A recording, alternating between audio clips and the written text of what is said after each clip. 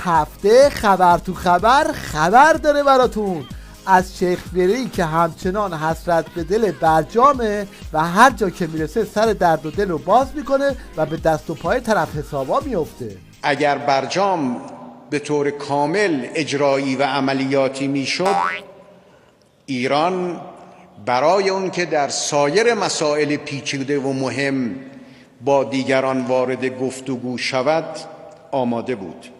پاسدار سلیمانی هم زد تو پر شیخ فری و گفت از این خبرها نیست، جام زهر بی جام زهر. این جام زهر و این زهر جان اسلام را میگیرد، جان ایران را کامل میگیرد، جان تشیع را میگیرد. حالا همه این کشمکش ها در شرایطی داره رخ میده که هیچ پشمی به عمامه عظما نمونده و ترس از براندازی به ترجیبند نوعهای آخوندا تبدیل شده. در درون کشور توطئه مبارزه با ولایت و روحانیت اصیل انقلابی، توطئه دشمنه. این که هر روز علیه شخص ولی ما حرفی بزنن، علیه دستگاه‌های مرتبط با ولایت حرفی بزنن. حالا دیگه تنفر از خامنه‌ای کوچیک و بزرگ نمیشناسه. شعار مرگ بر خامنه‌ای به شعرهای بچه‌هام راه پیدا کرده.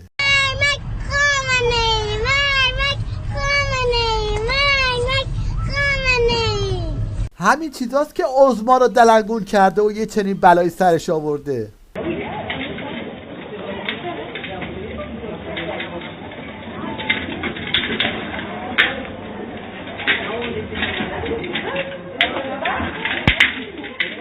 حالا دیگه کار به جایی کشیده که بزبز قندی هم از تغییر حکومت میگه و به زبون وارونه نسبت به انقلابی که تو راه اظهار وحشت میکنه. یه وقتی کسی گفت آقا ما اگر جمهوری اسلامی رو نخواهیم چیکار کنیم؟ گفتم اگر در ساختار جمهوری اسلامی قرار میگیری با مردم سالاری دینی 100 تا راه بازه برای اصلاحش، به شرطی که قوی عمل کن. اگر در ساختار جمهوری نیستی انقلاب کن. ما انقلاب کردیم که هزاران شهید دادیم، هزاران نفر شکنجه شدن، تکه تکه شدن. بعدم برای نگه داشتن اصل جمهوری اسلامی 200 هزار بعد انقلاب ما قبل و بعد رو هم شهید دادیم، کشته بده. این روزا ترس تو وجود همه اوباش حکومتی خونه کرده، یعنی تا بگی پخ برق از کلشون میپره.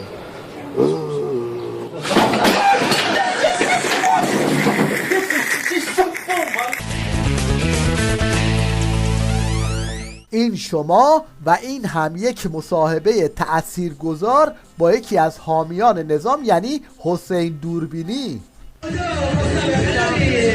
آقای ترامپ فقط اونا که اغتشاشگر بودن میبینه، اینا مردم رو نمیبینه. آقای ترامپ روانی بوده، این جمعیتی که میبینه فکر کنم حالش بدتر بشه. به کوری چشم ترامپ و همه دشمن اومدیم شرکت بکنیم بگیم ما حامی رهبر و ولایت هستیم.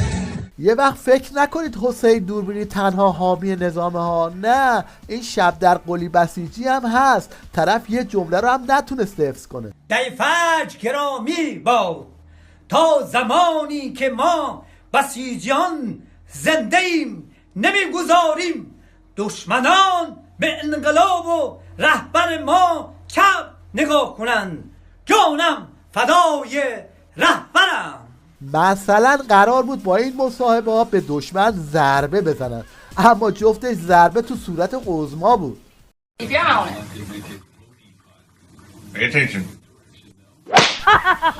این هم یه واکنش دیگه نسبت به 39مین دهه زجر رژیم و وضعیت مردم و جوانها.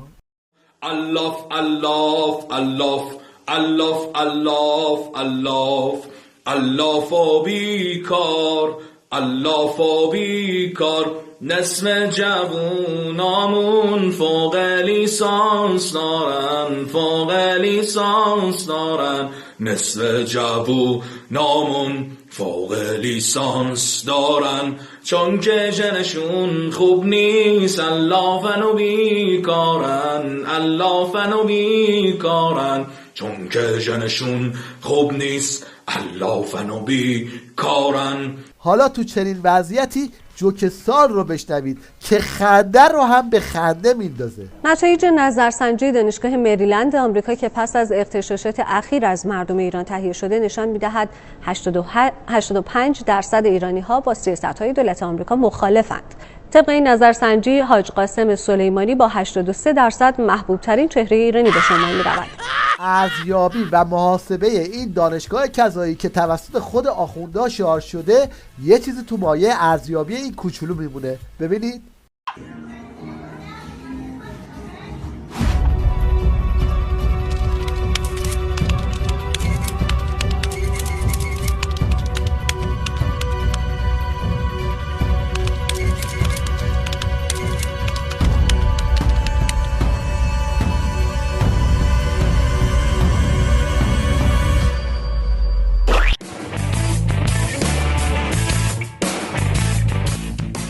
مشنگ اول هفته این نماینده مجلس آخونداست که بند رو آب میده و صاف صاف تو تلویزیون میگه با فیلتر شکن اومده تو اینترنت.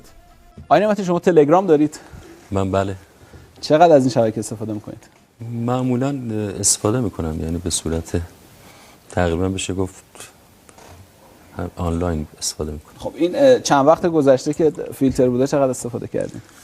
تو مقاطع حالا اون یک دو روز اولیه خیلی نه، ولی بعدش که با سیستم های دیگه ارتباط یعنی برداشت. فیلتر شکن استفاده میکنید؟ بله. نباید استفاده بکنید که از فیلتر شکن. من فکر میکنم که با توجه به اینی که بالاخره اطلاع رسانی تو کشور به گونه‌ای هست که حالا شبکه‌های مجازی در واقع دارن به سرعت کار رو پیش میبرن، به نظرم نیاز هست که آدم ارتباط داشته باشه. بعد زمین که من سخنگوی هیئت رئیسه مجلس هستم، باید از اطلاعات روز در واقع در جریان باشم و استفاده کنم. چند وقت پیش این دلقک خمینی اومد توی تلویزیون و برای بسیجیان نسخه جدید پیچید. به هر بسیجی میگه یه خاطر شیرین، هر بسیجی یه خاطر شیرین بگه، میبینی شما بنداده یه لغتنامه ده خدا خاطره داریم. هر بسیجی یه جوک حکیمانه. ما چرا مثلا خنده رو دلش رو قلف کردیم؟ همه شدیم گاز اشکاور. تا میگن بسیج آقای آهنگرا رو نمیخونه، آخونده شدن گاز اشکاور، کنسرت موسیقیش هم تنبک میزنه ارشاد، یعنی او تنبک میزنه منم روزه میخونم. خب خیلی ها میرن بره اون. بعدم بسیجی ها اومدن از شغل اشکاور بودن استعفا بدن، زدن تو خط نشجات. یه نمونهش این بسیجی بود که مدتها تو اینستا مردم رو تهدید میکرد، اما تو یکی از لایوهاش سوتی داد و شد اون که نباید میشد.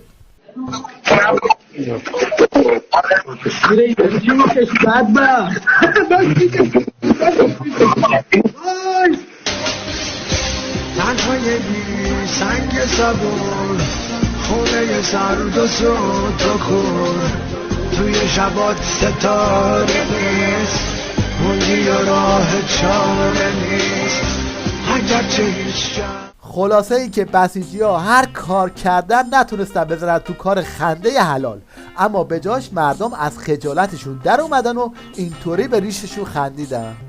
انتظار به سر رسیده، خودتو آماده کن باز، جای خالی خیلی داری، همه رو بخون با آواز.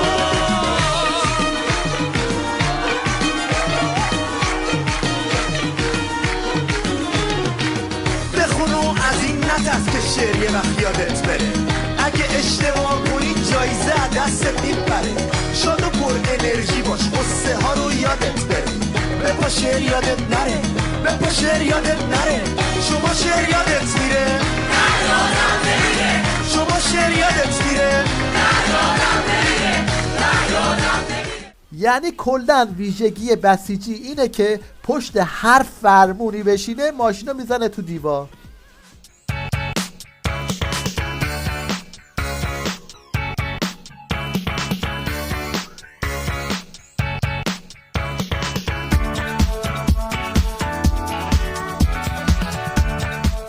حالا بریم سراغ اقتصاد مقاومتی و تازه ترین پس گردنی به آخوندا که جیغ پاسدار عباسی رو هم در آورده. بازار مملکت رو دادن دست سامسونگ. تمام زندگیمون دست این بازار سامسونگ کره است. ورزشکارای جهان جمع شدن اونجا 3-4 هزار نفر از سراسر دنیا. از ایران هم چند نفر رفتن. اعلام کردن که یک موبایل بسیار پیشرفته‌ای کمپانی سامسونگ ساخته به همه ورزشکاران خارجی میدن غیر از 2 کشور، کره شمالی و ایران.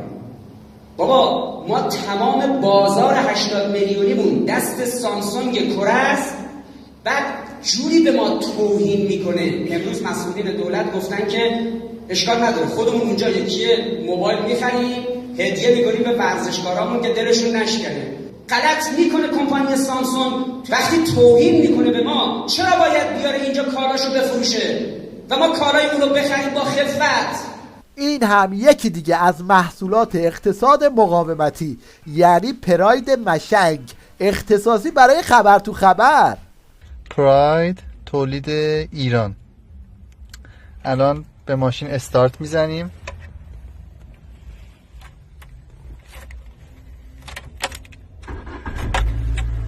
ماشین روشن شد، دور موتورش هم کار میکنه. چراغا رو روشن میکنم.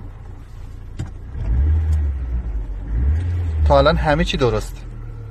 الان ماشین رو خاموش میکنم، کلید در میارم. ماشین باز روشنه ولی دور موتورش کار نمیکنه. صدای ماشین رو که میشنوه. چراغا رو خاموش میکنم، ماشین خاموش میشه.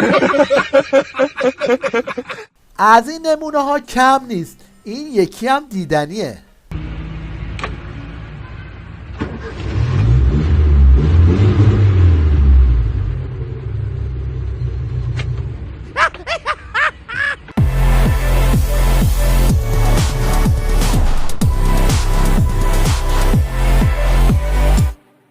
حالا از اقتصاد بریم سراغ فرهنگ و جشنواره فیلم زجر رژیم و قدقد این نوچه پاسدار سلیمانی که هم جایزه گرفت هم طلبکاری کرد، اما با وقاحت گفت من فیلمساز وابسته‌ام. من فیلمساز وابسته‌ام، فیلمساز این نظام. حاج قاسم سلیمانی به فیلم به وقت شام گفت گرییدم، بابت این گریستم سر فیلم و اف بر اون فردی که به من برمیگرده و فیلم به وقت شام رو میگه فیلم کمدی است. من قصه میخورم. این هم واکنش مم جواد ظریف بعد از دیدن فیلم دوپولی این کارگردان وابسته که موضوعش کشتار تو سوریه است. وقت شام بی‌نظیر بود. دلاوری قهرمانانی رو که برای همه ما جنگیدن.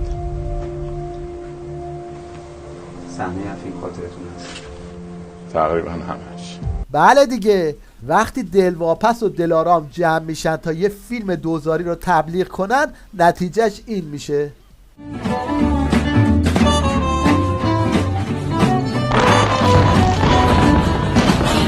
توی یکی از مدرسه های بندرعباس هم اومدن جشن دهه زجر برگزار کنن، نتیجهش این شد.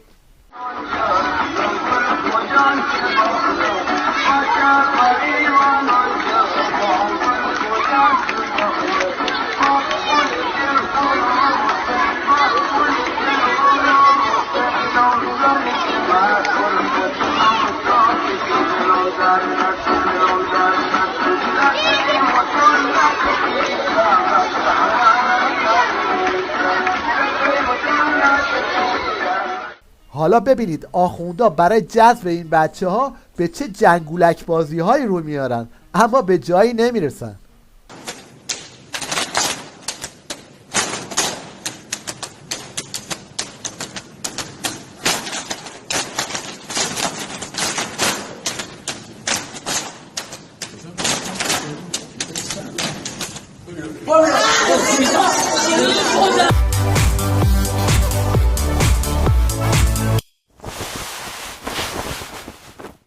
در انتها توجه شما رو به هنرنمایی یه هموطن جلب می‌کنیم که با حنجرش به اندازه ارکستر سازهای بادی صدا تولید میکنه.